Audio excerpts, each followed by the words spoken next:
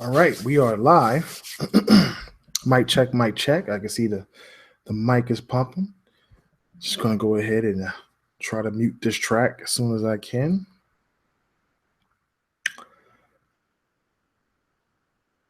Whenever that pops up, there we go. Yeah, man. So I appreciate everybody stopping in the stream tonight. If you're able to join, please make sure you give us a like and give us a subscribe if you're new. It goes a long way to helping us out here over at TIC as we are revamping and changing a lot of things with the podcast to make it more streamlined for you and more entertaining for gamers.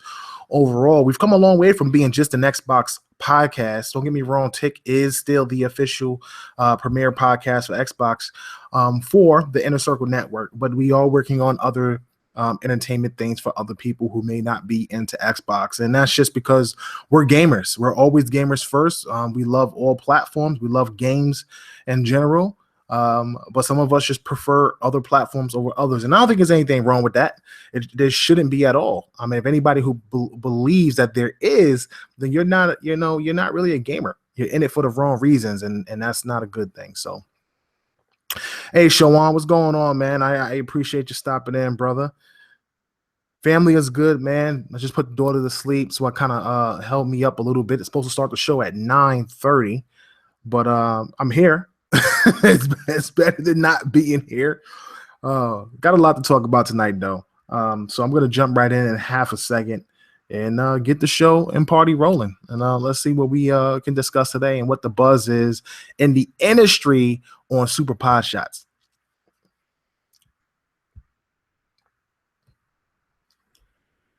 All right, here we go.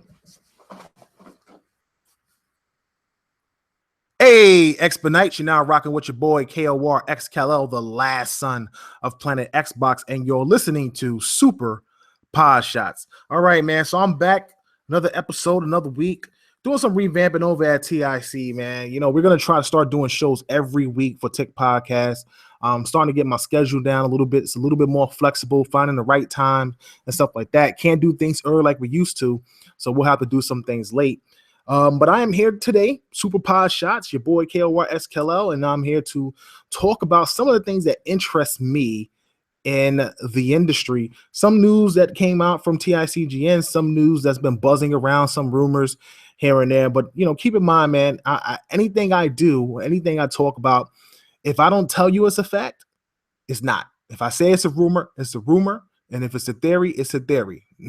so never ever mix anything up when it comes to what I'm saying or try to put something out there that I implied and it's wrong and things like that. I tell you what's facts, I give you what's rumors, and I give you my theories. So let's jump right into the first topic. So first topic of today is Fromsoftware, man. They are coming out with some new content. There's a small buzz going around about them making 2 new IPs and rebooting a franchise. Now, there's speculation that some of people out there think that the rebooted franchise may be Ninja Blade. I'm not sure if it's Ninja Blade. It would be great if it was. It would actually be really awesome if it was. It wasn't that Ninja Blade was a bad game. I just think at the time, on the Xbox 360, Shinobi was out, and we compared everything to Shinobi. And if it wasn't Shinobi-like or wasn't close to Shinobi, we wasn't rocking with it. And, you know, Ninja Blade was a solid game. I think it overall was, I don't know what it was on Metacritic at the time. I always remember it being just kind of like an okay game. Like, it was solid, it was good, but it was nothing that was mind-blowing. It was nothing like Shinobi, you know, when that was out. I'm sorry, not Shinobi. I keep saying Shinobi. Excuse me, Ninja Gaiden. I do apologize about that. Yeah, so it was nothing like Ninja Gaiden when it was out on the Xbox 360. But, you know, if they were to revive it, I think it would be awesome if they did. You have a second chance and a second opportunity to bring an action hack and slash ninja title out, because we haven't had a Ninja Gaiden in forever. That would quench people's thirst for people who are interested in that. And for those who are not interested in it, you know, you just have to wait and see what the 2 new IPs are going to be. And I'm very interested to see what it is. I think that they're done with the whole Dark Souls, Demon Souls situation. But I'm hearing that more than likely that it won't be Ninja Blade, but it may just be a reboot of I believe Dark Souls, the original title, because there's been rumors of it going to Switch. And we've seen commercials of and like little images around of a Dark Souls-esque game running on the Nintendo Switch. So rebooting the Dark Souls franchise or the Dark Souls series on the Switch would actually be pretty cool. I guess for the people out there who are looking for mature content on that platform. Me personally, I'm not a Dark Souls guy. I'm not a Demon Souls guy. I don't know what it is about those games. I feel like, and don't get me wrong, I don't have a PS4, so I've never played Bloodborne. I've never played it. I heard it's an excellent game. A lot of my friends tell me it's a great game. It's way faster than the Demon Souls and the Dark Souls series. But I just feel like I don't play those games because they're too slow. Like I remember playing, I think Dark Souls 1 for the first time and just feeling like super slow. Everything I did was slow. My attacks were slow. My movement was slow. Dying, collecting my gear, starting over. Like it just felt slow. Everything was slow. So it was just weird to me. And I couldn't get into it. And, most people know that I'm not into the whole horror thing. So like an action RPG horror type title for me, even though it wasn't really scary, it just wasn't my cup of tea. It really wasn't. I like the big over the top action RPG, crazy moves, crazy summons, or crazy abilities, amazing weapons, things like that. I really love those type of titles. When it comes to RPGs, that's what I look for in my RPGs. That's why I've been drawn to games like Final Fantasy and Star Ocean, and why I love games like Mass Effect and Skyrim and things like that, because I get drawn to the way those games are designed, the way they're built, the weapons and abilities that those characters have. So I've never been a person that's been into those series, but hearing that they're going to be coming out with 2 new IPs, I pray and I hope that they are nothing like the 2 titles that they've already released or any of their prior titles. If they do come out with a rebooted franchise, I truly do hope that it actually is Ninja Blade. I would love for them to reboot that series. It's one of the few genres that we don't have, and one of the few games where we don't get a lot of ninja games. Like back in the day, there used to be a ton of ninja games. You had Shinobi, you had Tenchu, you had Ninja Gaiden, of course, Ninja Blade. I can't think off the top of my head, but there was a ton of ninja games back then. Nowadays, you don't get that. It's almost like, the Japanese developer have moved away from it and they've kind of gravitated towards, more anime styled RPGs.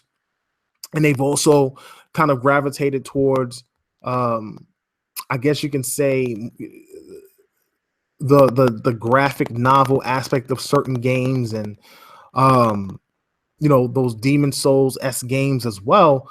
So for me, having something like a Ninja Gaiden, having something like a Devil May Cry, even though I didn't get the new Devil May Cry because I wasn't impressed with it, having something like that and bringing those type of games back, I think would be big. And I think, Fromsoftware may have an opportunity to do that. If they do, I would be pleasantly surprised and actually be really happy that they did, honestly. And, hopefully it pans out, man. And a lot of people are able to get their hands on the game, get a chance to see what the new rebooted title is like. And hopefully the new IPs that do come out are excellent IPs, because that's a really great studio. I haven't seen a lot of games that they've put out that have been poorly rated. And they've had a solid track record. And for a Japanese studio, that's really important. There's not a lot of Japanese studios out there nowadays that have solid track records, like they used to back in the 90s. Square is making their comeback. Platinum has been very solid. Fromsoftware has been pretty solid. So, I'm really hoping that, whatever they post, whatever they put out turns out to be some really solid options. But I would be excited for a new Ninja title. I don't know why I would be so excited for it, but I would. I love ninjas. I'm an anime head. A lot of people know that. For those if this is your first time tuning in, I'm a big anime guy, and I love anything shonen. You know what I'm saying? That's my genre, bro. I that's what I do. I watch shonen, man. That's my jump off. So for me, it's all about ninjas. I love ninjas. I love the aspect of stealth, and having different weapons and attacks and abilities and stuff like that. I think it's really cool. It would be really cool to play a ninja game, especially a rebooted Ninja Blade franchise. I think that'd be very exciting, and I would be hyped about that. And hopefully you guys out there be hyped about that as well. Because if not, I don't know what you would be hyped for besides whatever else is coming out from PlayStation and Xbox already, other than Nintendo Switch, which is turning out to look like it's going to be a very successful console, and I'm looking forward to that as well. All right, so we're going to move forward. My next topic on the table is Project Scorpio, man. Let's jump into Project Scorpio. First of all, and there was some news that came out a couple days ago about Aaron Greenberg. A lot of people who know who Aaron Greenberg is, he is the, I guess you could say, the director of first-party marketing for Xbox One. I guess you could say any commercials you see that come with first-party titles, mainly some third-party titles and stuff like that, that's Aaron's department, and that guy runs that show. And he came out and he said some stuff about Scorpio because the new year had hit. It's 2017. We know it's supposed to come out at the end of the year. And what he kind of tweeted was, and I'm not quoting him quote for quote, but pretty much what he kind of tweeted was, 2017, the year that Scorpio pretty much releases. For some apparent reason, people had taken that, flipped it around, and made it seem like he said it's the year of Scorpio. Like everything that Microsoft puts out from here on for the entire year will be dominated by Microsoft, and Scorpio is going to dominate. Now, this is what you get from all of the fanboys and people who don't actually support the Xbox platform. I don't know why that ruffles people's feathers, because if Sony came out, somebody from Sony came out and said this is the year of PlayStation because they have a ton of games coming out this year, no one would bat an eye. No one would bat an eye. Everybody would be like, that's valid. They got a ton of games coming out. VR, new games is coming out, yada, yada, yada, yada, et cetera, et cetera. Same thing with Nintendo. Nintendo came out and it was like, this is the year of Switch. No one would bat an eye because you got the Switch coming out. Someone yells, the release of Scorpios this year is the year of Scorpio. Everyone loses their minds. Like everybody loses their minds. And it's just funny to me that that is the reaction that people give to that whole situation. I mean, it's bad enough you have some fanboys that just don't like Aaron Greenberg because he's a big homer, and that's good. That's who you work for. That is the company that you're supposed to support and market. That is your job. I don't understand why people think Microsoft is not supposed to big up their own platform. Are they supposed to pick up another platform? Are they supposed to say that, oh, this is the year of PlayStation and not support their own platform? Is this the year of the Nintendo 3DS and not support their own platform? Like, come on, guys. Like, let's be real for a second. Just think about this. Be logical. You may not agree with it. You may not even like it. But to sit up there and make it seem like, oh, it's a negative thing because they're supporting their own platform, it's not. But I digress. So, Scorpio is supposed to release at the end of the year. Some news recently came out, which we sourced from my homeboy Jez Corden from Windows Central, talking about game mode on PC.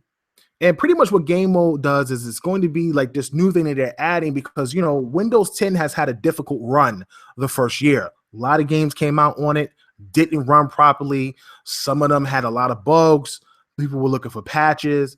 Some of the games, either were corrupted or weren't saving correctly. Just a lot of issues overall with the games. And one of the things Microsoft has figured out and what they plan to do is add a game mode to PC, which is basically going to be, I guess you can say, an Xbox-esque type designed what's the one I'm looking for? Interface for PC. And what that will allow people on PC to do is actually run those games without complications. Now, the rumor is that, or not the rumor, but the buzz is that also will be on Scorpio. So pretty much any game right now that's running at 4K 60 on PC that's running through the UWP or that was purchased out of the Windows Store will be exactly what you'll be playing on Scorpio. Those games that you see on PC will be exactly what you're playing on Scorpio, and they'll be easily ported over because of that game mode is also a part of Project Scorpio. Now, that's a big deal. That's a big deal. A lot of people feel like it wasn't going to be capable of doing it. It wasn't going to be possible. It just doesn't make sense. But, at the end of the day, Microsoft has figured out a way to design something that actually works for their platform and makes it easy for developers to go ahead and port games from PC to the new hardware. Now, throughout the last couple of days, I've had a few people talk about why they felt like it wasn't important to get Scorpio, or I also had someone talk about how it doesn't make sense for developers to turn around and start supporting Scorpio as the platform to develop on and leave PlayStation, and that somehow install base plays a role in how a developer develops their games. And as someone who constantly talks to developers, that is not how that works. It doesn't work that way at all.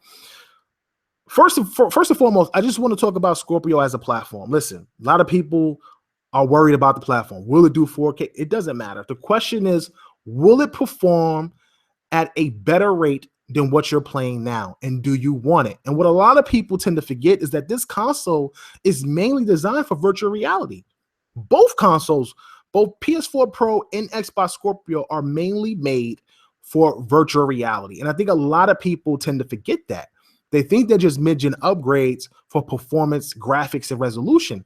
But they mainly did that because we're right now in the middle of a VR age. Virtual reality is the new it child, and everybody is getting their hands, their grubby little fingers in on the VR market.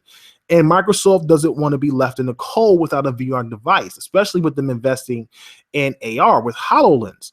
So having the Xbox Scorpio be their primary device and powerful enough to run VR at a high fidelity and run it the way you may get it on PC, having the option to have all these different VR devices in comparison to what's available now. You have Gear VR from Samsung, which is a very low-level, cost-effective way of getting VR.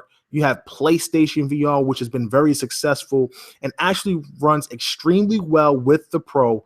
And I've got a lot of feedback from people on it, and it doesn't have a lot of support right now, but what they do have coming looks promising. It does look promising. But Scorpio is basically going to be the platform where you have options. Microsoft has always been that platform where you have options. So for them, you're talking about HTC Vive, Oculus Rift.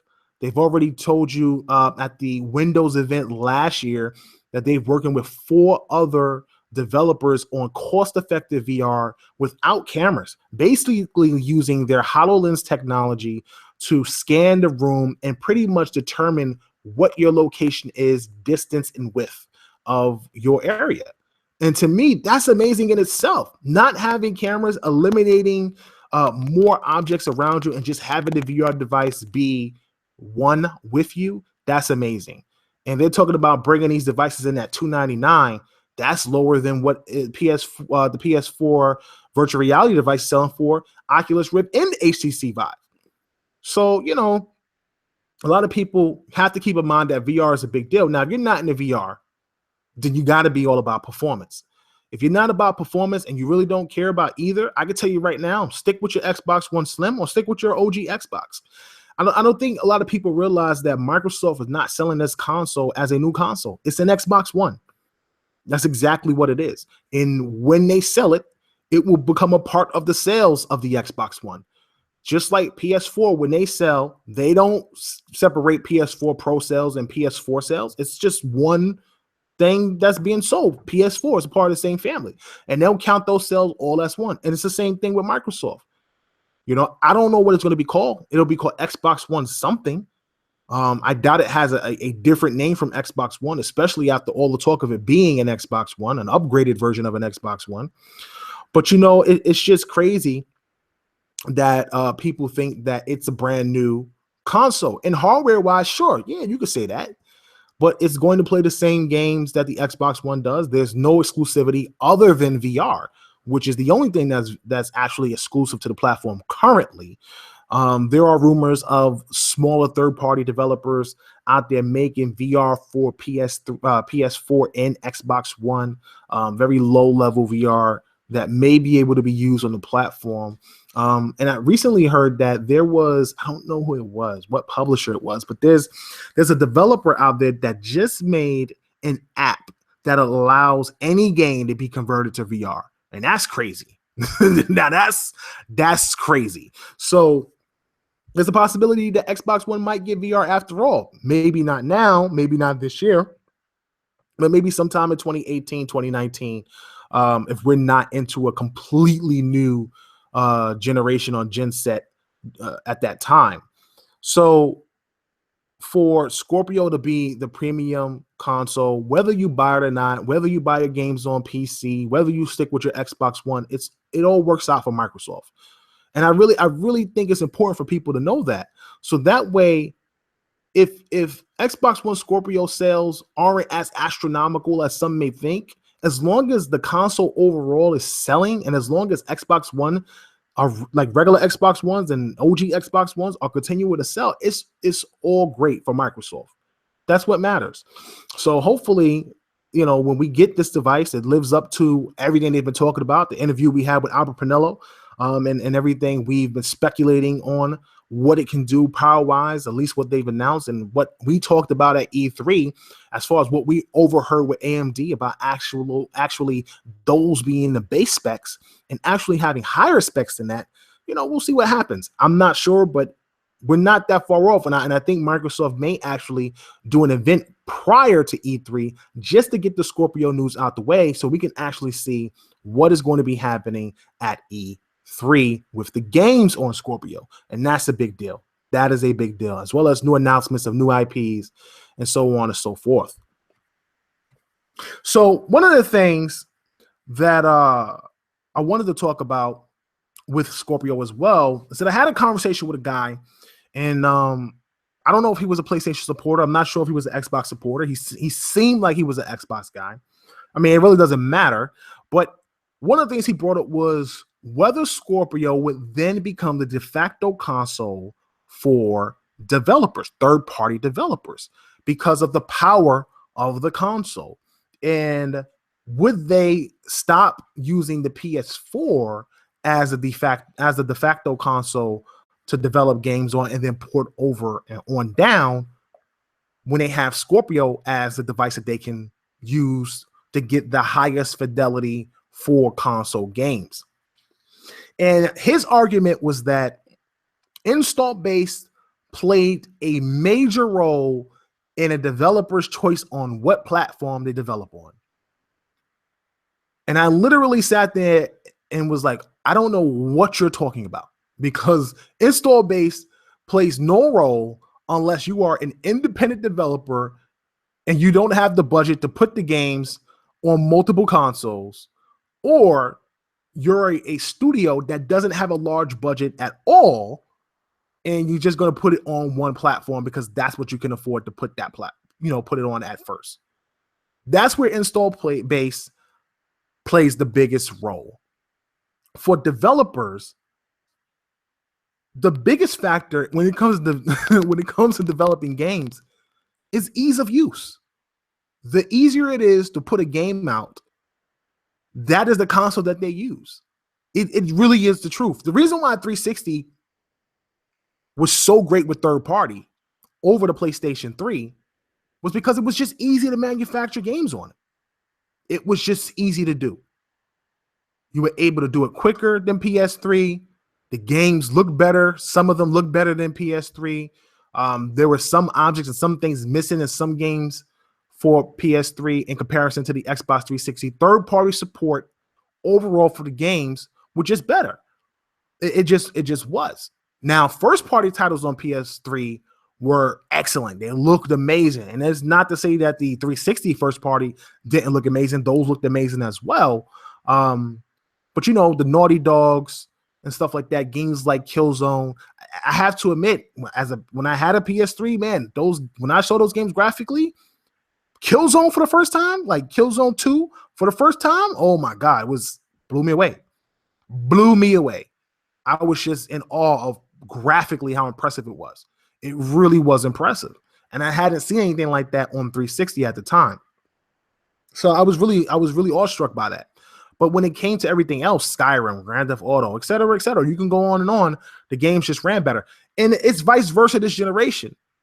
With PS4 having that unified system and Xbox One having the ES RAM, games are just easier to develop for the PS4. It just is.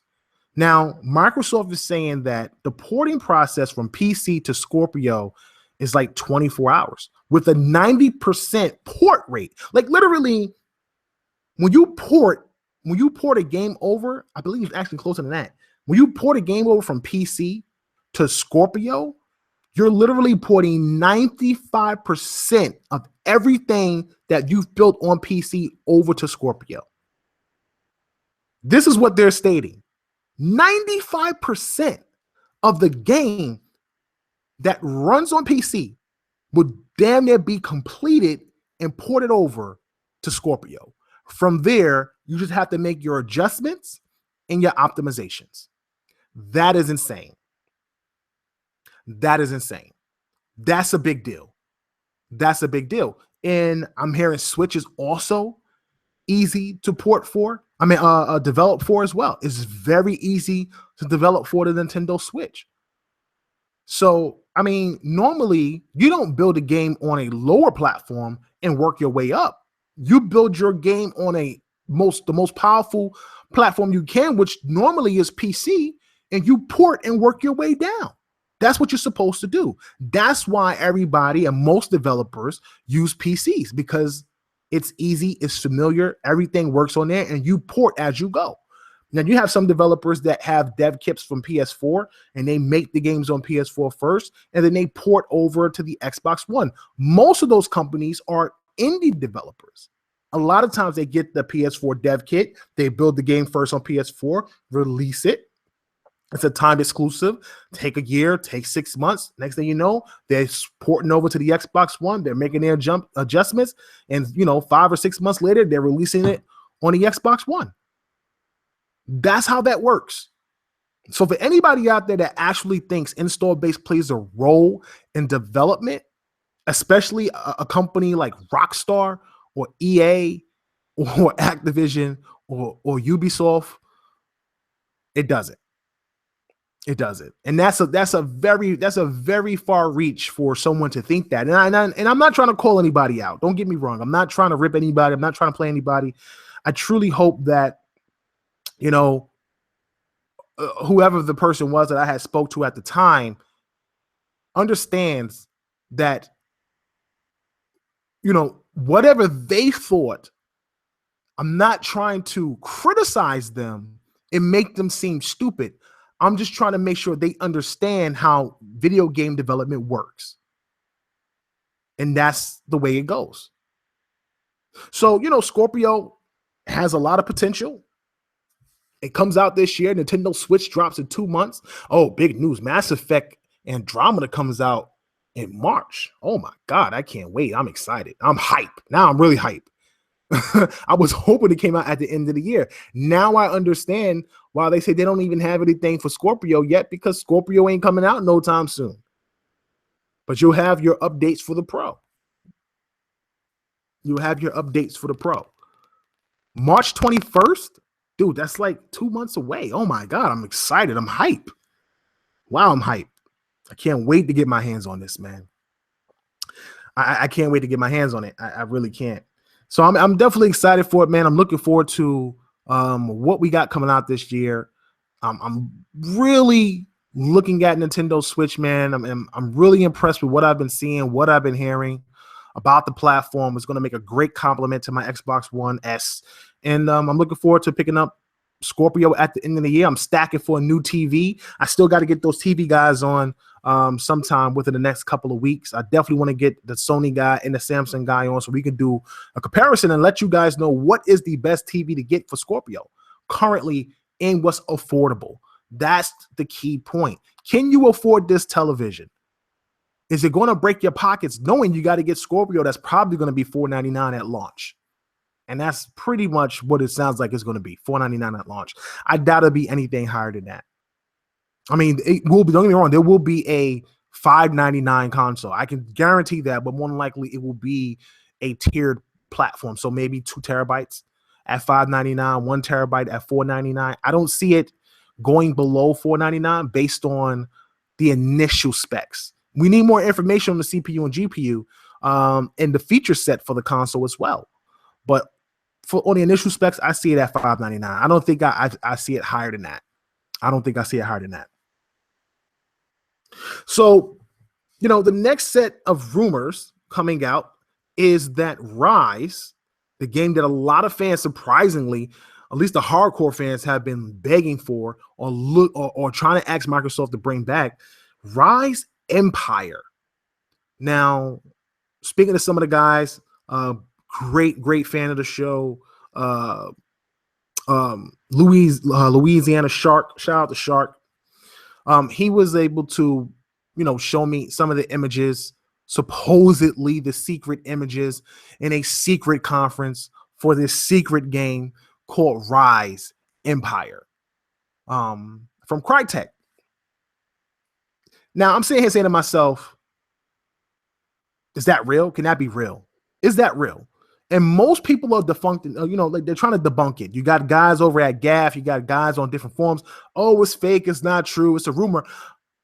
But is it though? Is it? Scorpio is coming out. If you have a game, if there's any game you could put out at E3 that can show the true potential and power of that platform, is not Ryse the perfect game for it? Is not Ryse the perfect game to show off Project Scorpio? I can't think of another game.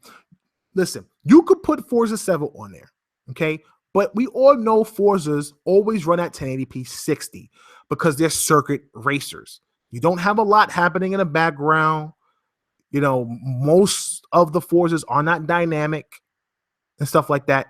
So for me, it's really important that the next Forza is dynamic, the lighting is dynamic, the weather, all that stuff like that. And if you really want to show the power of the console, Ryse is the title. I think about when Ryse was first shown at the Xbox One conference. It wasn't E3. It was the actual reveal conference. And they were showing off the platform for the first time. And yeah, I mean, it was a disaster. Talking about football and TV and cable inputs, and a lot of people didn't like the show. But at the end of that show, they showed some games. And one of those games was, I think, Ryse. I think it was like a preview of Ryse. And it wasn't until we got to E3 that we actually got an opportunity to see real gameplay of that game. And it was amazing. Jaw-dropping, graphically stunning, and beautiful. That's before we got our hands on it and we figured out that it was kind of like a repetitive mess, same enemies, same attacks, same weapons type things. But I mean, that's just how it was back in Roman times. It wasn't like they really had a ton of weapons. Romans normally either had that sword, that shield. You don't really see a lot of Romans fighting with spears unless they were a part of the cavalry. Some archers here and there, but for the most part, they fought with swords and shields, and that was it. So it wasn't something where it was like people wanted something almost God of War-esque in a way where you just had all these options of all these weapons. And I think the Crytek guys try to keep it authentic, even though it took place in a fantasy world with the gods intervening and, playing their little games and stuff like that. But at the end of the day, the game wound up being a bit repetitive. It was a bit short. I thought the story was great, though. It had a great story. The multiplayer was fun for its time.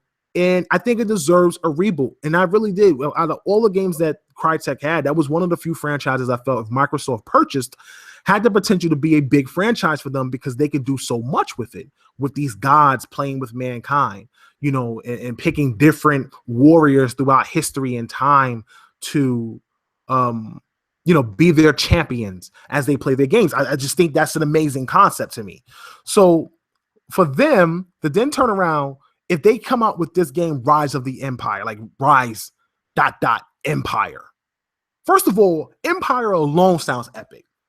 Okay, so we've moved on from Rome. Empire just sounds amazing. And I remember them going back and talking about if they made another Ryse, they wanted it to be mystical. They wanted it to be medieval, dragons, magic. Bro, if this is that game, oh my God. Oh my God. If this is that game, if this is the game that they initially talked about, I would be ecstatic. And you know what was even crazier? I wouldn't be surprised if that actually is true. If that rumor is true, I wouldn't be surprised. Crytek once again is on the outs financially, and having Microsoft back them again financially. So, publishing another title, getting all this bread that they can get from Microsoft to make another exclusive title with Ryse Empire on Scorpio at 4K, 30 frames per second, because it doesn't have to be 60, but they can make it 60. But I'm going to say 30, but they should make it 60. That game will blow minds and show the power of Scorpio. Absolutely. Absolutely. Especially if it's 4K. Think about it. The first game was 900p. And even at 900p, that game was stunning. Absolutely stunning. You're talking about 4K taking it to a whole nother level? A game like that? Bruh, it would be amazing. Our minds would be blown. Game changing. So Rise of the Empire seems a little bit more realistic than just a rumor. Whether it's debunked or not, and whether we see that at E3, I don't know. I would hate for something like that to come out so early, and then we see it at E3 again. And that's one of the things that I hate about E3. Why I was disappointed last year, sort of with last year's E3. And for me, what really saved it was the console reveals. The console reveals really saved it, and some gameplay really saved E3 for me with Microsoft, because I literally heard and saw everything prior to going to E3. Everything had came out already. There was rumors and there was leakage of games, and all this stuff had came out, and Sony kept their stuff. It was quiet. It was tight to the chest. I really had to tip my hats off to them and stuff like that. And, even though Microsoft showed Dead Rising 4, which most of us didn't know about, but I had already heard about it. State of Decay 2, I already had heard about it. Those were new games we hadn't seen, but I had already heard about them. I didn't know they were going to show Scorpio. I just thought Scorpio was a rumor. I didn't think they was going to show the Xbox One S. Both of those surprised me to the point, and it was so much buzz on both those platforms that I just had to tip my hat towards Microsoft, because it was just an amazing reveal. But, last year's E3, Sony had a lot of content that was new, and I was really impressed with their show. But, at the end of the day, man, I'm sitting here saying to myself, if Microsoft can keep this close to the chest and they can show off their new games at E3, and Ryse is one of them, I guarantee you jaws will hit the floor.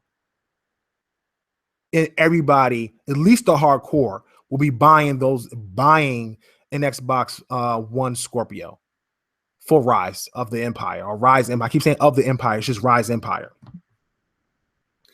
It's impressive. It's impressive if that is true. Some other games I like to see is just little things that Phil would tease us with. Phil's usually rocking these shirts. He had a State of Decay shirt on, and look, we got State of Decay 2. And he's been showing off the Battletoads thing. I would love to see a new Battletoads. If Battletoads pops up, that would be great. That would be amazing to see a new Battletoads at E3. I would be happy to see any teaser from Rare besides Sea of Thieves, a new Conquer, Banjo, Cameo, Perfect Dark, or Battletoads to go along with Sea of Thieves. You give me any one of those to go along with Sea of Thieves, we money. We are money in the bank. We're money in the bank, because that is huge. That's huge for the platform. Rise of the Empire. You show Forza 7. New gameplay of Scalebound, maybe running on Scorpio, because that'll probably be a holiday release title, and then whatever other new IPs you have up your sleeve. I'm hoping to see Below not at E3, Cuphead not at E3, which I heard is supposed to be coming out mid-spring, I think. Is it mid-spring? think it's mid-spring. I think they announced that recently. I think we were reporting on that about mid-spring, which would be big for Cuphead. Looking forward to that game for a minute. Ashen, another title. A lot of people forget about Ashen. Listen, if you haven't seen Ashen or you don't know what Ashen is, on our front page, scroll down, go to On the Red Carpet, and look up Ashen. There's an opening clip for that title that we put on there, and we had an interview with this guy. This game is going to be sick. It's pretty much a little bit Dark Souls, where you're in this world and there's other people in the world, and you might bump into each other. And what's really cool is you could bring this person back to your camp, and they can kind of like if they have a different skill or a different trade, they can help improve your village. Like you can build a village with people you find. It's like a really cool aspect, and you can have a game where it's 2 players playing, but you don't see faces. The whole sky and the world is covered with ash, and you don't know why. You're exploring dungeons, and it's like giant flying whales. Dude, it's sick. It's a crazy looking indie game. Check it out. Ashen, Ashen. Down below on the red carpet, Tick Podcast, man. We try to find the best indies to do interviews with, man. The best indies. We never let you down when it comes to indie titles. But Ash is another big title that's on the list below, and of course, Cuphead, man. Looking forward to those titles as well. Big year for Microsoft. And I'm really hoping I get a chance to see what they show at E3 and everything is new and their new IPs. So I'd definitely be excited about that. All right. So as we get close towards the end of the show, I want to do some research on exclusive sales, and this is this is the climax of the show. And some people may agree, some people may not. And before I start this, I want people to understand this is a theory. This is a theory. This is not a fact. Okay. Don't try to beat me over the head with comments in the comment section. All right. This is a theory. And it's actually a sound, logical theory. And I want people to really sit back and think about what I'm saying and what I'm appealing to in this. I won't say it's a debate, but in this theory of why console exclusives are down this generation in comparison to last gen. So did a little survey on Twitter, and let me jump to my survey. So on Twitter, and Twitter, trust me, is not indicative of anything. It's not. But I just wanted to do a survey to get an idea of what the world may be like, because you'll be surprised how many people actually know that you can do home swaps and share games. So what I posted was, as an Xbox One gamer, if you've gone fully digital this generation, do you use the artificial way to game share with a friend via home swap? And what home swap is, if you don't know what that is if you have a friend, a buddy that you trust, you allow him to download your account to his Xbox, you download his account to your Xbox, and you make his account your platform's home account. And he makes his platform, your account, his home, like the home account locked to his Xbox. And what that allows is anytime he buys a game, the game actually locks to the account that's open and goes to the home console that his actual account belongs to. So you get 2 games, one for the home console and one for the account that is on the other Xbox, and vice versa. If I buy a game, I get the game on his console, which is the home console because my account is locked to it, and I get the game at my console because I just purchased it on the account that's open. So that's a game that we both share. And because of that, my library is over 300 games. I mean, clearly it's a combination of both of us sharing titles as well as the backwards compatible games that have popped up from our 360 era combined. But we have a good fair amount, over 300 games. But I just want to sit here and I want you guys to think about this. Now, out of 251 votes on Twitter, 61% of that vote voted yes, they home swap. 39% said no, they don't home swap. 61% said they do. Now, in gaming news, they say that game sales digitally are about 30% of the total of a game sales. Normally, we don't get digital sales. The only sales we ever get is retail, but we never get digital we never get digital sales, only retail. So overall, when you do get the full amount of what a game sells, normally those sales are pretty low, but they're not counting digital. But even if they did count digital sales, we're talking about 30%. Out of that 30%, there's a possibility that half of that 30% is home shared. Half of that is home shared.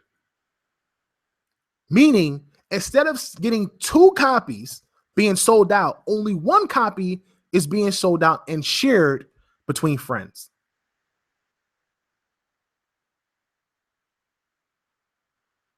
And because of that, there's a strong possibility that that's actually playing a larger role in the sales of exclusive titles, because you can't say multiplats, because multiplats are multiplats.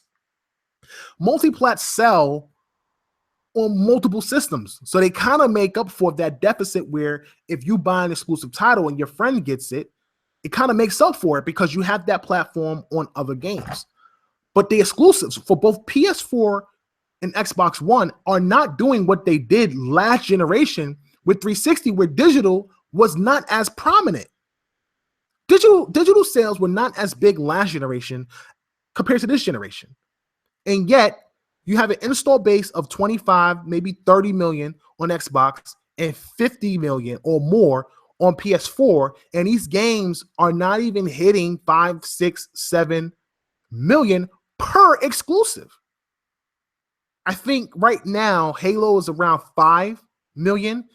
Uncharted, I believe, recently I was just told was at 8 million. And that's because they have the bundled games with the PlayStation as well. Prior to the bundle, it was at 5 as well, like around Halo. So with that being said, with digital coming into play, people sharing games, you're losing a sale for every game shared. How many people are sharing games? Is that millions of people sharing games? If you have an install base of 20 million, 50 million people, if 30% of those are sales, it's 15% of those people not actually buying the other game. Like, do you understand my theory? You understand what I'm trying to say? Do you guys get what I'm saying? You know what I'm saying? Because it's like, if you're sharing a game, that's a sale lost. That's a sale lost for Gears. That's a sale lost for Forza Horizon. Like, think about that.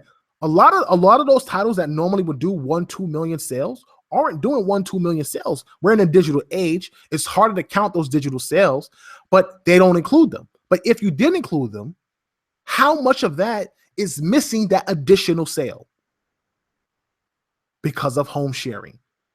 And I can tell you, you'll be surprised that casuals do know about home sharing. They do. They absolutely do. They do. You'll be surprised how many people actually know about sharing. At first, I just thought it was a hardcore thing. So I blew it off as nothing because I figured retail was retail and people would buy the games and it didn't matter if you shared. But the more people I speak to, the more people I think about it, that, you know, when I really think about it, those people actually know, yeah, I share this game with my son. That's what he has his own Xbox, so I share that game with my son. That's an account for Microsoft. Think about it, that's an account. Or I share this game with my cousin he's in the military. So we do the home swap and he gets a game and I get a game. That's a lost sale. And it only matters for exclusives because they're only on one platform. So exclusives have dropped this generation while digital has increased. Recently, news just came out in the UK that retail sales are down year over year. down by a significant amount, by the way. Not even like, 3%. Like, it was down almost like, I believe, 18.7% from the year before. The year before, they sold like 28.7 million games in the UK. This year was at 23 or 22.1 million. Digital sales have increased. So, Rand making me laugh. So, digital sales playing a significant role in the direction of exclusive sales. And how do developers and how does Microsoft combat that without pissing us off? Because I'm all for digital sales and this digital sharing thing. I've saved a ton of money not buying games that I don't want to buy and playing them and seeing if I like them or not. Let's just keep it real. I'm just going to keep it 100. Like, I've got a ton of games that I'm probably not even playing right now. Like, literally, I have Far Cry 4, never touched it. Never touched it. I have Dying Light, never touched it. But I have the game because my buddy, he bought the games. Games I normally wouldn't buy. I wouldn't buy Far Cry. I never was into Far Cry. Though I did like Far Cry Primal. I like Far Cry Primal. I want to get back into that when I get the opportunity. But I do want to play Far Cry 4, and I do want to finish Far Cry Primal. And I want to play Dying Light, but as you guys know, I'm not a horror guy. I don't do scary stuff, bro. Sweaty palms, heart racing. I can't do it, bro. It's too much. Bro, let me tell you how bad it is with me and anything that's scary. And don't get me wrong, I'm not a coward. Don't get me wrong. In real life, I'm not a coward. I can watch horror. You know what I'm saying? I can, defend myself with the best of them. But these games, because I don't want to die, I don't like jump scares, make me panic. When it's when the sun goes down and Final Fantasy 15, I'm already back at a camp, bro. I'm going to sleep. I'm not staying out past any time of night. First of all, it's pitch black as hell in Final Fantasy 15. That little flashlight gives you no light. All of a sudden, some monster comes out of nowhere. You're looking around for him. You can't see him. Dude, forget it. Forget it. I'm going to sleep. Don't bother me. I'll wake up in the morning and fight everything that's available during the day. But seriously, though, just think about that for 1 second. If digital sales are 30%, and doing the survey that I did, 61% of the vote said yes, they do digital sharing. That means of 61% of 251. So let's just say that's about, I'm doing the math off the top of my head, but let's just say that's about 200. Let's say that's about 200 people. Out of 200 people, instead of it being 400 people, 200 people doing digital games, another 200 have not bought the game. Just think about that. Another 200 people did not buy the game. So instead of the game being 400 sales strong, it's only 200 sales strong. And I'm wondering how large of that is playing an effective role in exclusive titles across PS4 and Xbox One. Especially Xbox One, because Xbox One, for us Xbox gamers, mainly we do, and honestly, I truly believe this, we probably do more digital titles than the PlayStation crowd. Because the way Microsoft has implemented the home, the Play Anywhere, you get 2 licenses, it gives us an incentive to want to buy digital. So because we're buying digital,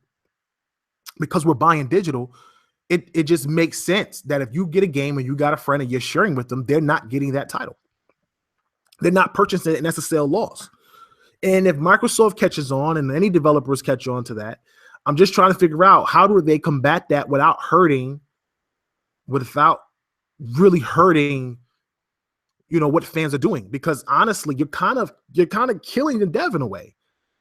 We complain about games not selling, first party not selling.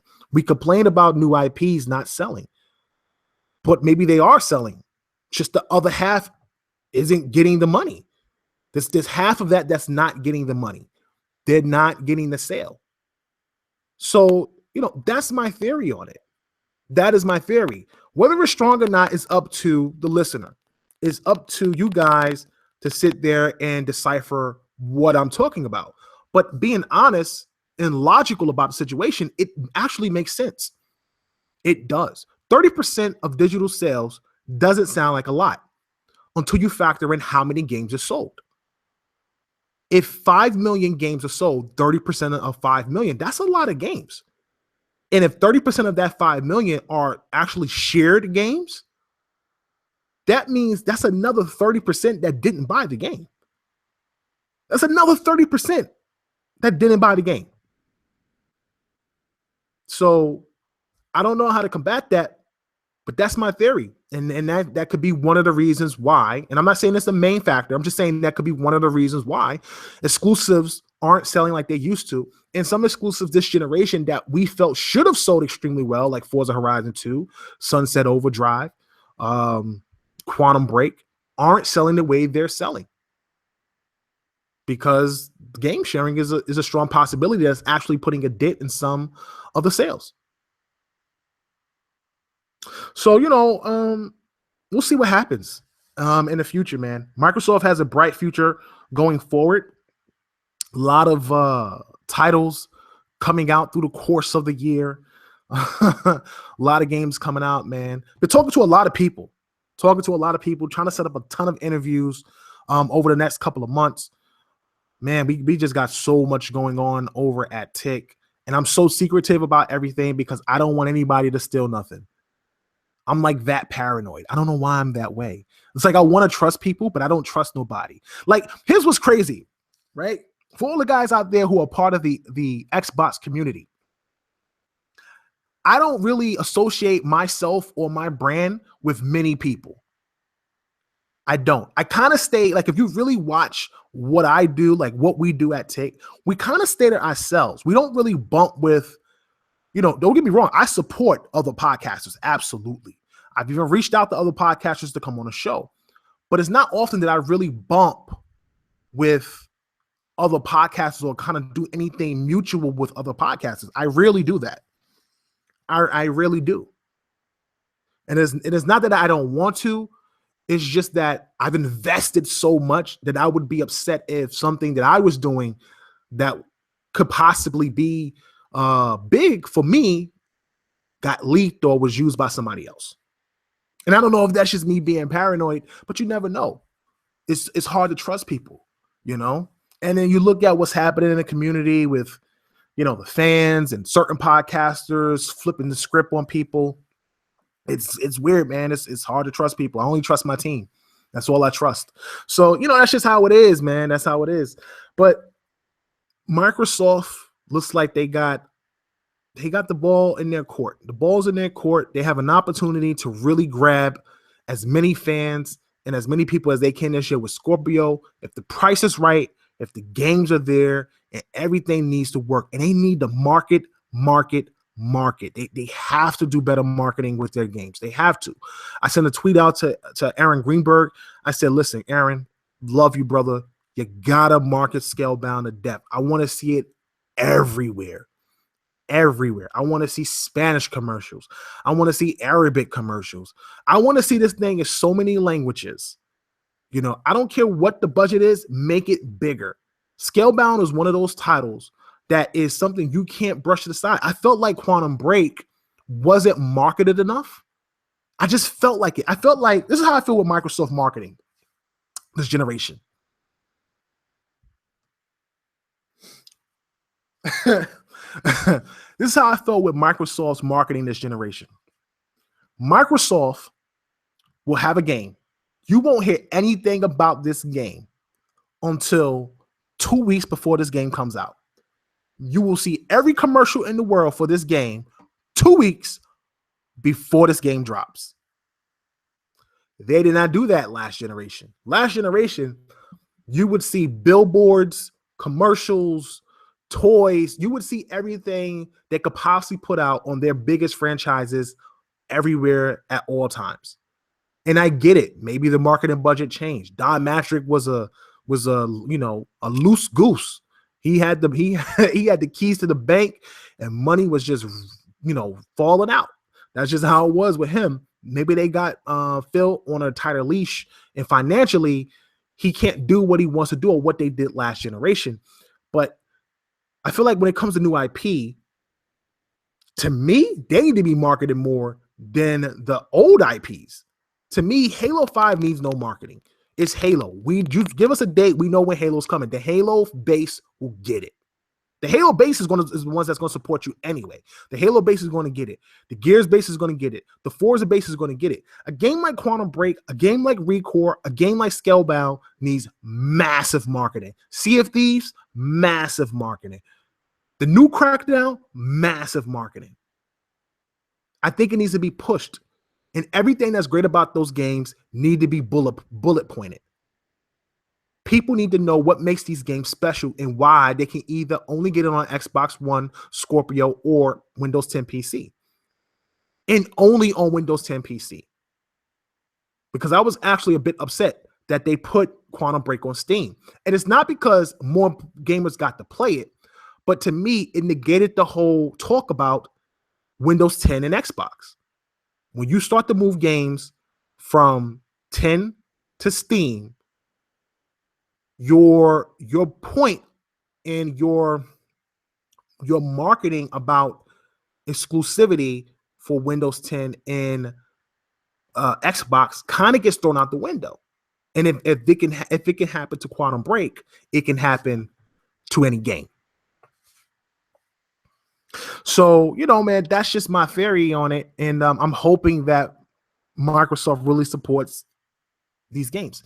I think Final Fantasy did pretty good on the Xbox One. I still haven't seen any numbers for it. Not even VG Charts has numbers for it yet. So I'm hoping those numbers come out soon. I heard it sold 5 million in a day. 5 million a day is pretty big. But I'm definitely hoping that Scalebound is successful. And hack and slash action RPG, which is right up Microsoft gamers' alley, with dragons and co-op, 4-player co-op, 4 dragons on screen, 4 characters on screen at the same time, fully customizable characters and fully customizable dragons. Man, it has so far, based on what we know and based on what we've seen, it has potential. And I really hope that it turns out to be a very great game. If Nier Automata for PS4, which has been getting praised to hell just for the demo, has been as good as people tout it to be, I truly believe that Scalebound is going to be amazing. And I'm hoping that it is, truly. But they need the marketing. They need to market that game. Crackdown needs to be marketed. I want to see everything about Crackdown be nothing but destruction. They should have funny commercials about blowing things up. They should have $1 million commercial on blowing up a building. A live action commercial. Like, that's how far they need to go to market Crackdown at this point, to make sure people understand that the multiplayer is 100% destructible. So to me, it's a big deal.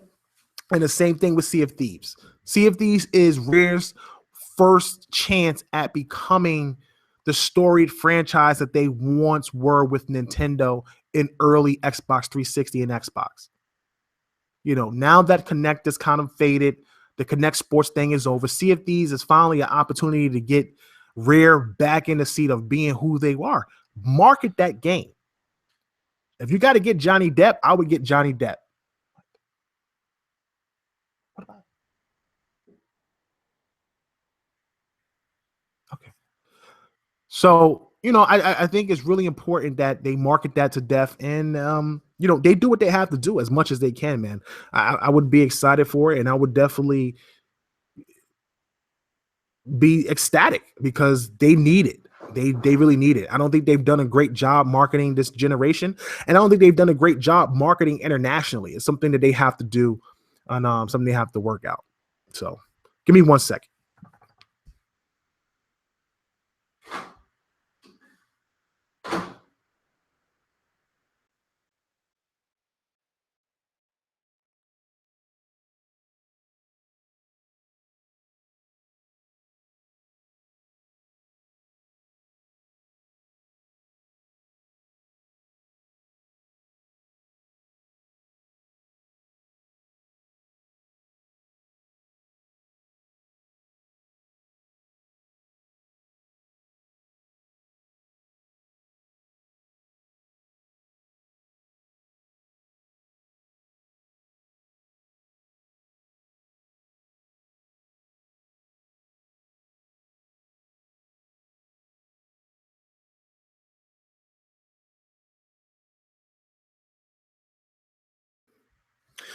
All right, guys. Thank you for the wait. Appreciate it.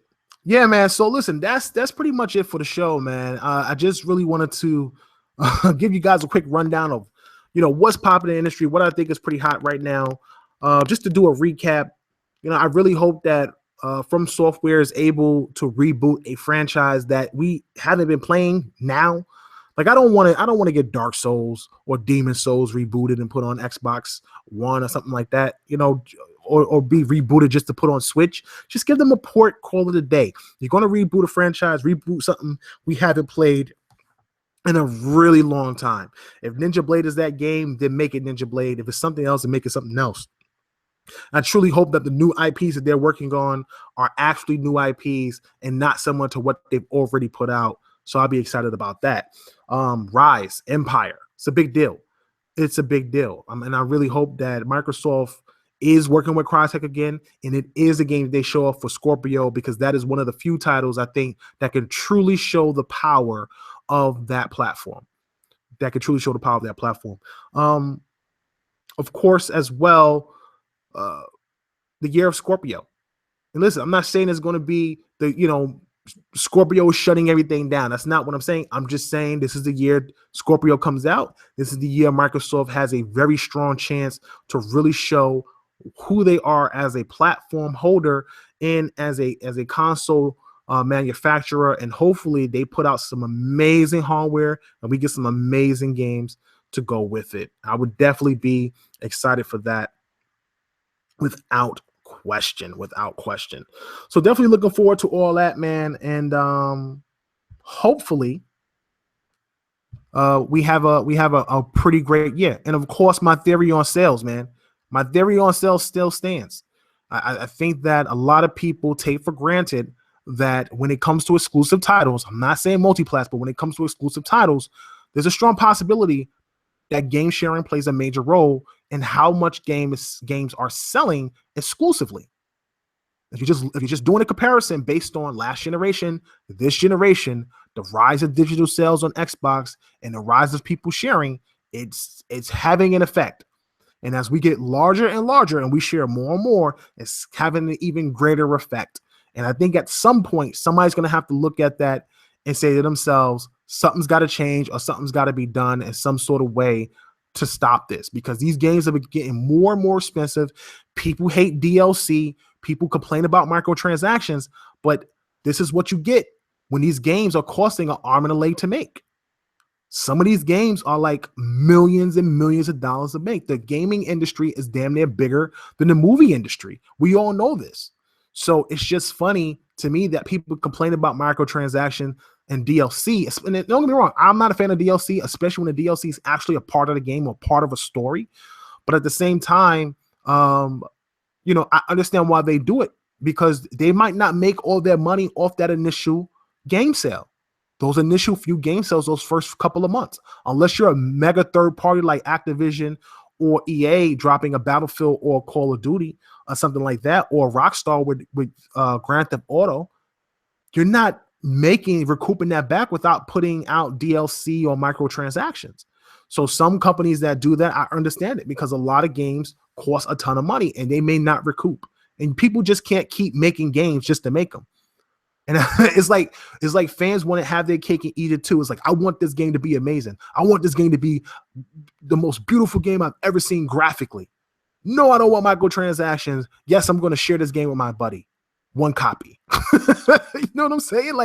Are we really thinking about that right now? Like, these companies have to make money too in order to make newer titles. They have to sustain themselves at some point. So that's just funny to me. Also, big shout out to Press Play, the studio that brought us Max, Curse of Brotherhood, and Kalimba. They are working on Kairu, the racing game, or the I guess you could say the kind of like open world racing game or open world battle game where you can build your own vehicle. They are now called Flashbulb Games. Flashbulb Games on Twitter. Check them out. Go ahead, give them a follow. Love that studio. Sad to see them go, but I'm definitely going to support their next project, and you should too if you love Max and you loved Kalimba. So I'm going to open up the show for questions. It's something that I haven't done in a long time. I'm going to end the show now for the MP3 crowd. go ahead. If you have any questions to ask, go ahead and throw them out there. I'll answer them to the best of my ability. Maybe do a quick 10-minute Q&A and then head out. You guys have a great night, and I want to thank everybody for stopping in. So I'm your host, KOR XKL, the last son of planet Xbox, and I'm off this planet. Peace. All right, guys. Again, I want to thank everybody for stopping in. Rand, I appreciate you stopping in, man. You got me over here laughing at some of the things you're saying. Listen, Scalebound is potentially could do really well on the Xbox One. It's an action game, and I think that sells well. I think RPGs don't sell well on Xbox because a lot of Xbox guys look at it, especially the anime style ones, like the Tales games, or like the Valkyrie games where you have the spiky hair and they look really like an anime. Those games don't do well with the Xbox crowd.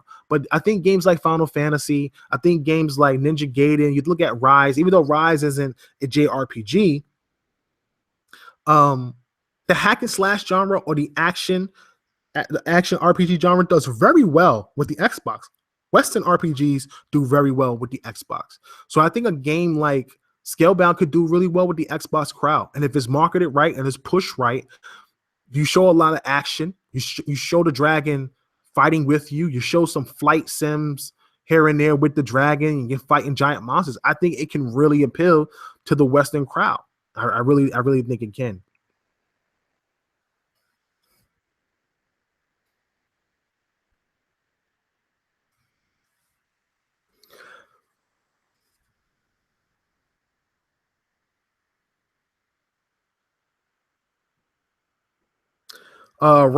Ran out 419 asks, isn't digital sharing the same thing as loaning games out to friends or renting games from GameFly?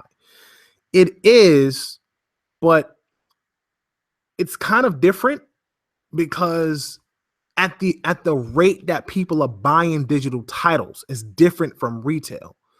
Like when people bought games back in the day via retail, digital wasn't as significant. It wasn't as easy to share. Sure, you can give a game to a friend, you would get the game back and they would play the game and it wouldn't put a dent in a developer's pocket. But you're thinking about a different time and a different era. One, games back in the day didn't cost as much as they did now. They were a lot cheaper to make. Going into the HD era, going to big open world titles, going into games where the polygons and things like that are just in the millions now when it comes to character designs. Everything is more expensive. Everything is bigger. Everything is better. So sales are actually more important when it comes to software than anything compared to back in the day. And even back in the day, normally if a friend played the game and borrowed it, he eventually got that game. And a lot of times, the friends who didn't play it, if you bought one copy, would be at your house playing. In the age of online, where we're all now online playing multiplayer, when we're in a digital age where 30% of the market is going digital and rising, and now you have this thing where we're sharing games where people don't even have to buy the game. You don't even have to buy it. At least if you shared it with a friend had the potential to buy it at some point. They don't even have to buy the game again because it's always on their account. If you're sharing it with this one person, it's slightly different and it's the same at the same time, but I think it has a different impact in both instances.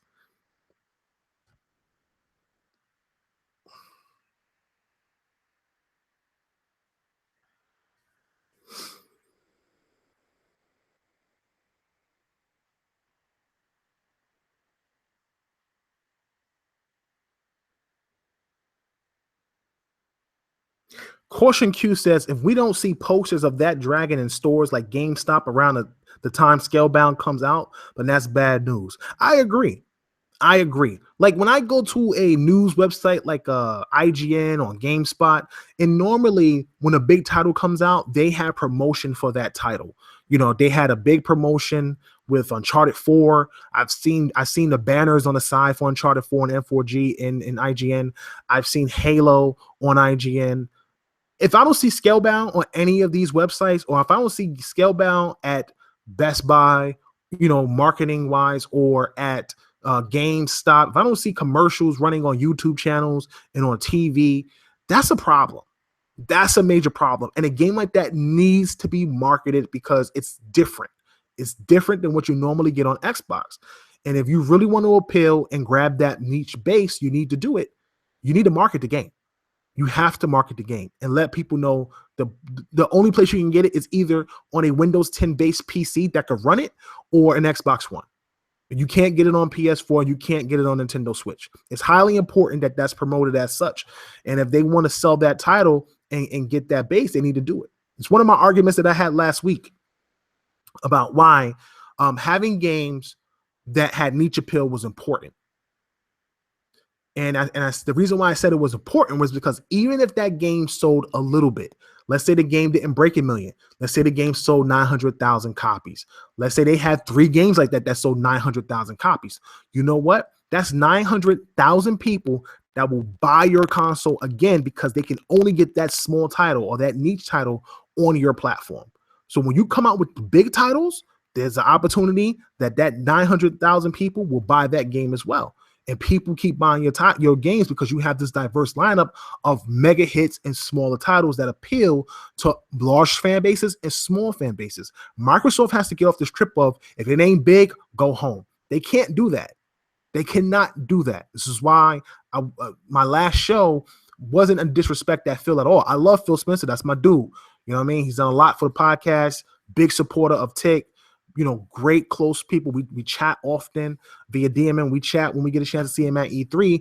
But, you know, I think that I keep in mind that Microsoft is a company different from what Sony is. Sony is super dependent on PlayStation. Microsoft is not dependent on Xbox. And I'm pretty sure Xbox has a budget, but they need to be able to have both those big AAA titles and those niche smaller titles. They can't just abandon them because they don't sell. They need to continue them. That's why I think Recore is a title they need to continue. Quantum Break is a title they need to continue. And they need to do that. And Scalebound could be one of those titles as well, but I hope it's more successful and is a bigger franchise than those two, than the latter I just spoke about. Let's see.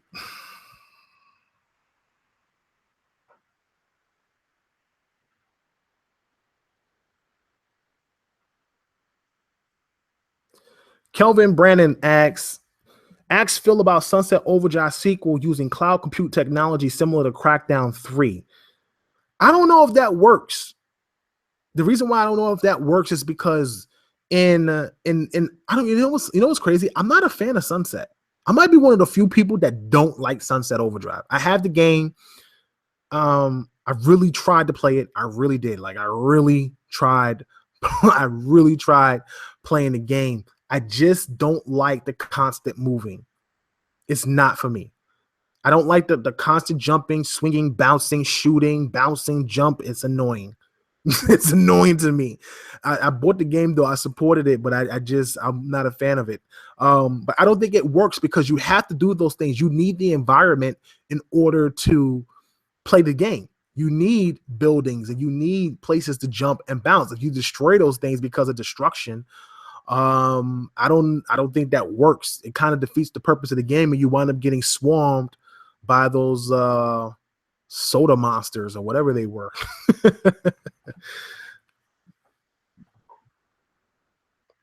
Randall Thor says, with renting, GameFly can rent out thousands of games, which is true, but they also purchase those games. Those games are already pre-purchased. Also, with those games being pre-purchased, you pay a subscription to GameFly, which actually obviously goes back to the companies and that trickles down to whatever. I just think that it's different because, like I said, you have, and I said this before, if you rent a game and you don't beat it in time, there's a possibility you can always buy that game. I think that's the one thing that you're leaving out. If I share my game with a friend via retail and he likes the game, at some point I want my game back. But he could always buy that game at some point. He could be like, I love the game. I want to play the multiplayer. I'm going to get this game. But if we do digital sharing, he never has to buy the game ever because he owns the game. So that sale never, ever happens. Even the possibility of that sale happening never happens because we have the game. We have the license. All right, Rand is coming at me full speed. Rand Althor says, I got another one for you. What do you think they are going to name Scorpio? Xbox One 4K, just Xbox One Elite? Oh, man, I think it will be Xbox One something.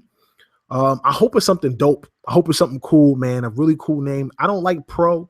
Pro is cool. I mean, PS4 Pro is dope because it's like P in the front, P in the back, P4P. It's kind of cool.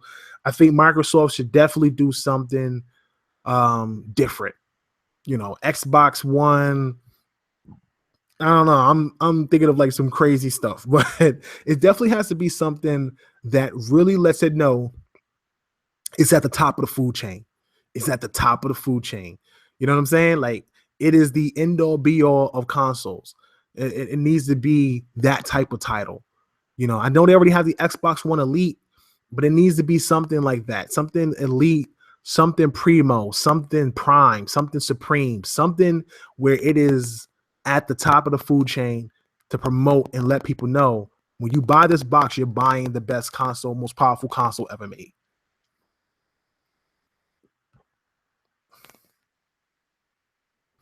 D21 exclusive says, so Jet Force Gemini was trademarked last year. Any chance that that's Rare's next announcement? It may be. That would be amazing if it was.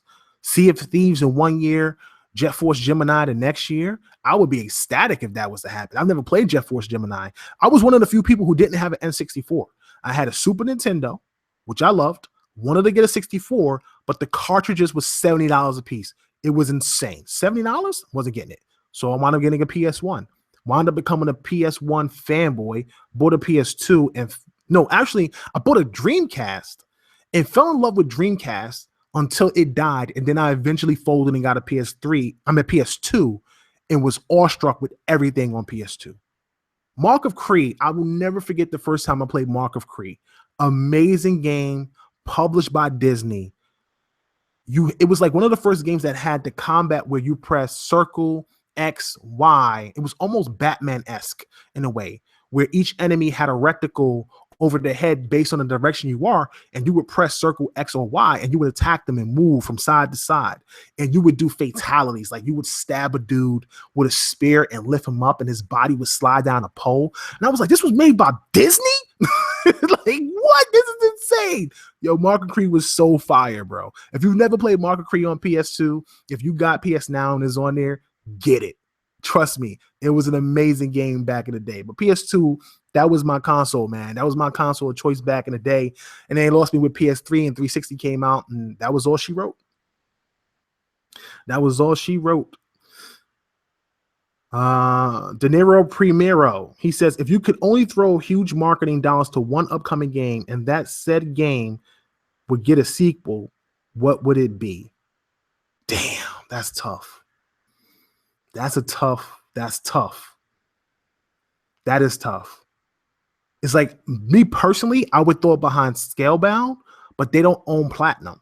They own the IP, but they don't own Platinum. So I feel like it'll be another Lost Odyssey. You own the IP, but then you got to wait on the studio. I want to throw it behind Sea of Thieves because it's first party. But I think because it's a new IP, and it's fascinating, and it's a pirate game. We don't have a lot of pirate games. That type of game would appeal by itself. If I had to throw marketing behind something, it'd probably be Crackdown. It would be Crackdown because Crackdown is a franchise they own. It's never really taken off, and it's using new tech. It's doing something that hasn't been done on consoles, at least the way they're trying to do it, and you're showing off cloud compute for the first time. So I would market that thing to death. I would market it to death, and it would be new, fascinating. I would have commercials for it. People would just be blown away by it. I would definitely market Crackdown 3 to death.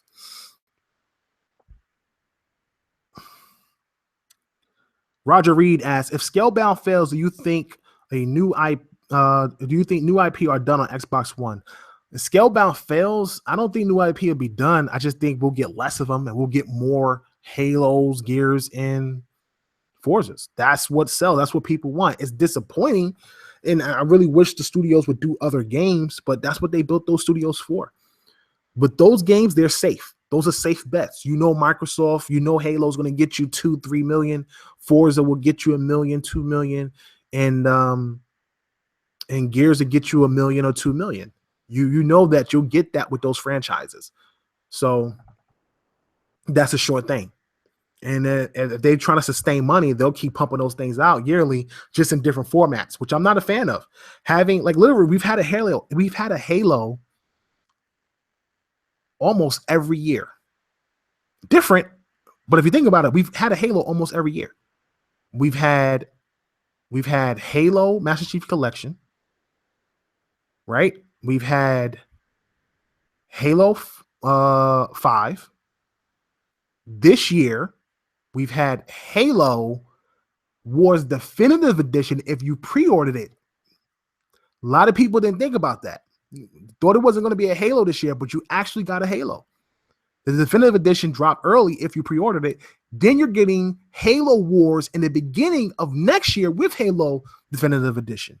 Halo Wars 2 with Halo Wars Definitive Edition, which is another Halo franchise. That's 4 Halos 4 years in a row. I don't look at Forza the same way. I look at Forza like I look at MLB The Show. It's a racing game. It's like a sports franchise to me. You rotate the franchise. Gears just came out. So Gears right now is on a clean slate. If they come out with some Gears stuff next year, oh boy. That's one thing I can say is, oh boy. This is not a good look. But this Halo thing, they got to ease up. Between Halo and Forza's every year, it's not a good look. It really isn't. And I don't even like RTSs, so I won't be picking up Forza. I won't be picking up Halo Wars. I didn't buy the first one. I'm not going to pick up Halo Wars 2. I don't play real-time strategy games. I just don't. It's not my cup of tea. Nicholas Graham asks, are they going to treat it like a AAA, though? Scalebound is a AAA. They put a lot of money behind Scalebound. Scalebound has been in production since like 2011. That game they've been working on that game for a very long time. Ken Lobb said that he was speaking with the Platinum team since 2010. When oh my God, when Hideki's son was looking for someone to support the game, and going to Microsoft was his first thought because he wanted to blend East and the West. So that's how that wound up coming to fruition.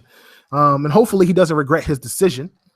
And he seems like a very cool guy. I got a chance to chat with him last year at E3, which was dope, as well as the Mega Man's father. So that was pretty dope as well. Getting a chance to chat with those guys for a few moments, breaking the language barrier. That was pretty cool. Kelvin Brandon says they should name it Xbox One Surface 4K. No, they should not. If they're going to name it something, it should be Xbox 10, because this is a combination of Xbox and Windows 10. But I don't think that's a great name to promote Xbox Scorpio being the most powerful console ever made. You know, touting 4K 60 frames per second. Foul Dovikin asks, how about Xbox Zero, Xbox Horizon, stating that Scorpio has the Zen CPU. If it has a Zen CPU, Xbox Next. I'm just throwing out ideas. Xbox Zero would be dope. But then you would get so many fanboy jokes. Oh my God, it'd be terrible. Xbox Horizon almost sounds like you're kind of copying off of Horizon Zero Dawn. And trust me, the fans would eat that up as well. But Xbox Zen would be dope. Xbox Zen? That'd be dope. Xbox One Zen. That'd be pretty dope, I think. Vincent Ramos, do you think Microsoft's outsourcing exclusives is a good business model? Vincent, on last week's show, I gave 2 reasons why. I gave 1 reason for both. Why it's good and why it's bad, but why I think it's worst. I lean more towards the bad. It's great because you don't have to worry about paying people.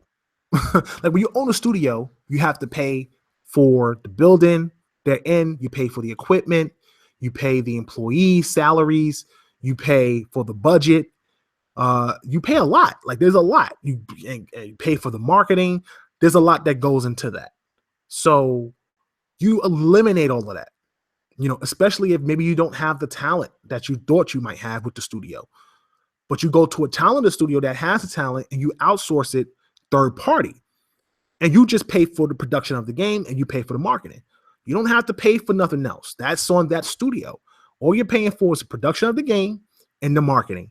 That's a lot cheaper than paying for something first party. But here is the problem. Similar to Lost Odyssey and Blue Dragon, both games were outsourced by Miss Walker. And Microsoft actually helped Miss Walker get off the ground. And that's why they got those games. Those games are actually owned by Microsoft. They own the IPs for Lost Odyssey and Blue Dragon.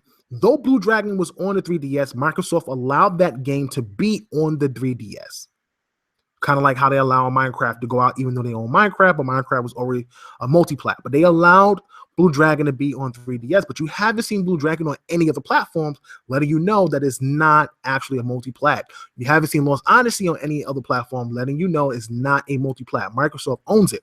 However, in order to get a new Lost Odyssey or Blue Dragon, you got to wait for Miss Walker. You got to actually pitch to them and hope that they want to make another one of those titles. The same thing with Scalebound. It's the same thing with Quantum Break. Microsoft owns the trademark and IP to both Scalebound and Quantum Break. And yet, if Remedy and Platinum, especially Platinum, decide they don't want to work with Microsoft no more, we're stuck with one copy of Scalebound. You know what game is like that right now? D4. D4 is an Xbox One exclusive made by Swery 45. And yet, we will never see an episode 2 because the game flops so hard. We'll never see it. Microsoft doesn't own the studio, but they own the IP for that game. And that right there, my friend, tells you why outsourcing is bad. Because if the studio decides, you know what, F you, and we all know how volatile Hideki can be, and how he can get pissed off pretty easily. If he decides, I don't want to work with Microsoft no more, forget them, I'm not dealing with them no more, they're on my bad list, we'll never see another Scalebound. That will be the only Scalebound we'll ever get, and it'll be a one-and-done title like so many Microsoft IPs. There's so many games Microsoft have, and yet we've only ever seen one of them. It's hard for them to continue franchises, and they have a ton. You'd be surprised how big their portfolio really is. All right, guys, we're going to finish up. Let's see here.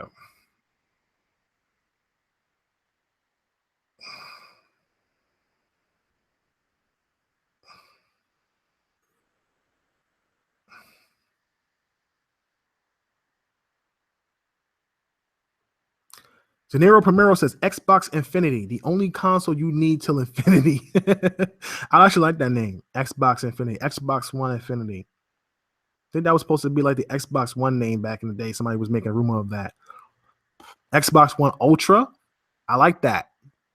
I like that. Get a free copy of Killer Instinct Season 4 too. That'd be dope. Jared Clouser, it's not 343 working on Halo Wars, so I don't see another Gears this year from the Coalition unless there's a remaster of 2 and 3. And if there was another studio, we'd have heard about that. Yeah, I mean, I get it.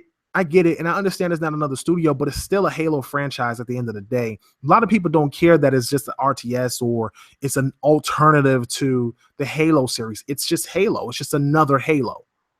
It's almost like somebody put out an article today, an opinion piece that actually kind of made me think. And it was like, can Microsoft survive a year without Halo, Gears, or Forza? And when I look back at every year, they've released one of those games every year so far since they've been out. None of those franchises have had a break. None of them. So I don't know. I don't know what Microsoft is doing. That's what they want to do. You had, I forget her name, but you had the head of 343 come out and say they had a 30-year plan for Halo, which included toys and movies and TV shows and all this stuff. But it also included games. 30 years. 30 years, bro. 30 years? Master Chief can't save the universe in 30 years, bro. I don't know. I don't know, son. I don't know, bro. 30 years, bro? That's a long time, bro. That's a long time. That is absolutely a long time. Let's see. Finishing up. Flip Money. Just call it Xbox On. Xbox One Ultra Elite. Maybe not. Sounds a bit fascist. Viva Pinata was on DS. Yes, they own Viva Pinata too. There was what it was A lot of rare titles had hit the DS at the time because there was I don't know if a lot of people know the story. I am like really, I don't know how long this show is going on right now. Let me see where I'm at right now. Hour and 30. I want to kind of end it pretty quickly though. But a lot of people don't notice that Rare was actually in a bidding war between Microsoft and Activision. And Microsoft lost. This is what happened. Nintendo had Rare. Something happened where there was a third party that also owned Rare. They had backed out. They no longer wanted a part of it. Nintendo could no longer handle Rare by itself. And some of the games they were putting out wasn't, I guess, like the newer titles they were putting out on their handhelds wasn't doing as well or something like that. So they had put Rare up for sale. Microsoft at the time, and this is during the GameCube era because Cameo was supposed to release on GameCube. That was actually supposed to be a GameCube exclusive title. Microsoft and Activision had a bidding war for Rare, and Activision actually won the bid, but something happened where the contractual agreements didn't agree or something broke off and they fell out of the bid, and Microsoft I won't say overpaid, but they bid higher and they won Rare. But during that time, they already had a contractual agreement with Nintendo on a set of titles. So Microsoft continued to allow them to produce games that were supposed to come out on the Wii, on the DS, and those handhelds that they had at the time, while also making those games for Xbox One. So that's why there's a lot of Rare titles that had came out on the DS and the handhelds, like the Game Boy Advance and stuff like that. Even though Microsoft owned Rare, there was still obligations where they had to still make games for Nintendo until the contract was completely up.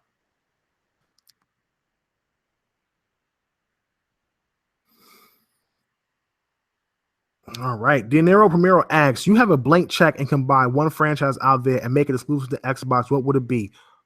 Mass Effect. Mass Effect or Knights of the Old Republic. Only two franchises that I truly love to death. I mean, I love Final Fantasy. But I don't know, man. KOTOR is like, I love KOTOR. I want a new Knights of the Old Republic so bad. I just love the first game so much. I love Star Wars RPGs. I just love Star Wars. Rogue One was amazing. Oh my God. If you haven't seen Rogue One, please go watch it. At this point, I just want a Darth Vader movie where he just hunts all Jedi and kills them. I would go watch that movie about 10 times. I just want a Darth Vader movie where he's in his prime and he's just going from galaxy to galaxy, pulling ships out of the air with the Force and just wrecking Jedi left and right, just hunting down rogue Jedi lost throughout the galaxy and slaughtering them. It would be so amazing. It would be so amazing to see Vader in his heyday. That movie was so awesome. But Knights of the Old Republic or Mass Effect, I would take those two franchises or BioWare as a whole in a heartbeat. Two studios I would purchase. If I'm Microsoft and I had an opportunity to purchase, two studios I would purchase BioWare or Rockstar. Either one of those franchises. And the games I would get, if I had to get, Grand Theft Auto or Mass Effect or KOTOR. Those are my three.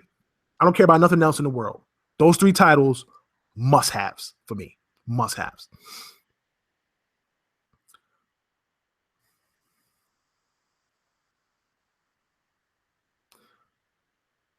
Jared Klauser, you said my name right. Achievement unlocked. Thank you, brother. That's New York City higher border education right there, helping me out. Reading is fundamental. Shadowblade, I believe Kingdom Hearts collection coming to Xbox One probably middle of the month. I would hope so. Because I had a whole rant on that and I was not happy. Nicholas Graham, great answer. Yep, KOTOR made Star Wars for me more than a stupid teen fantasy. Absolutely, Nick. You already know, bro. Buying Rockstar would be insane. It would be insane. But Microsoft needs insane. It's one of the things that I miss about Matrick. Matrick had a killer instinct. There's something that I think Phil doesn't have. I think Phil is a competitor and he likes to compete, and I think he likes to wow people. But I don't think he likes. He's not a confrontational person. Phil Spencer doesn't even curse. He doesn't curse. Like, listen, there's a lot of people in the world that doesn't curse, but even a pastor curses every once in a blue moon. Like, some things happen. You know, you step in some dog. You're like, oh, you the pastor gonna say, oh, I stepped in some dog. You know what I'm saying? Phil Spencer doesn't curse. Phil Spencer is a genuinely good person. His intentions are always good. So I don't think Phil has the killer instinct. Don Matrick would buy anything and everything he could to make sure the competition didn't get it. He didn't give a damn if it was 2 weeks. It was 2 weeks the competition didn't have it. And for him, it was an advantage for Xbox. That's a killer instinct. Whatever he could throw money at, he would do it. And that's one of the reasons why 360 was very successful. Even though towards the end, there wasn't many new IPs besides Forza Horizon, the man had a killer instinct. And he really did blow the business part of Xbox up.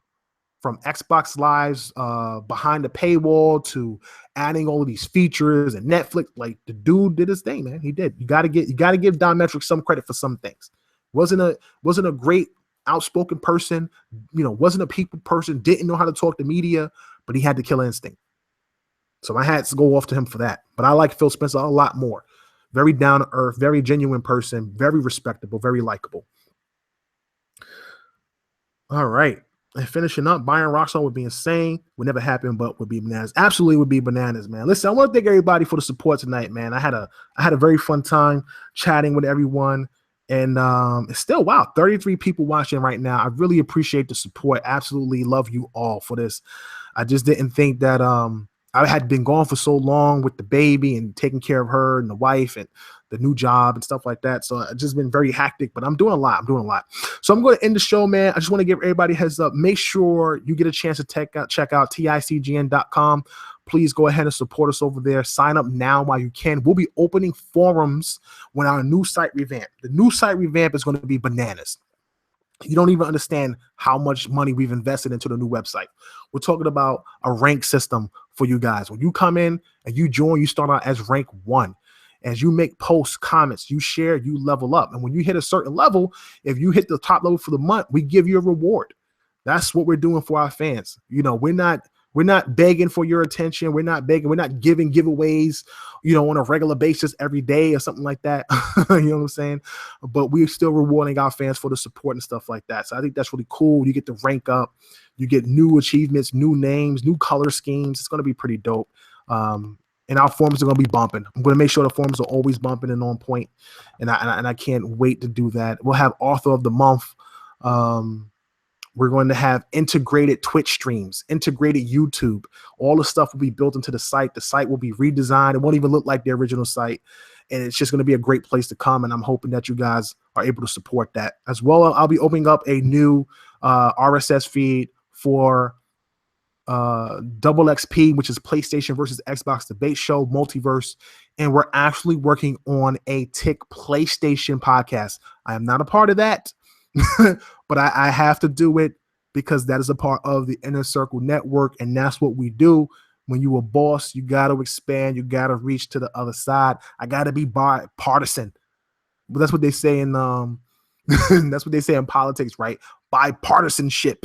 So I got to be bipartisan. I got to get the PlayStation fans out there the support that they need for a podcast that doesn't do the fanboy thing, that doesn't argue, that doesn't beef, but goes out, tries to get interviews, tries to get devs, tries to give people the inside scoop on what's happening with PlayStation. So you guys can expect that as well coming up in the next couple of months. So I want to thank everybody for support, man. I will definitely try to be back next week or the week after, and we will have a Tick podcast episode tomorrow night with me, Anchorman, and B Money 101. Thank you for your support. You guys have a great evening and a happy new year. I'm your host, KOR SKLL, the last son of Planet Xbox, and I'm off this planet. Peace.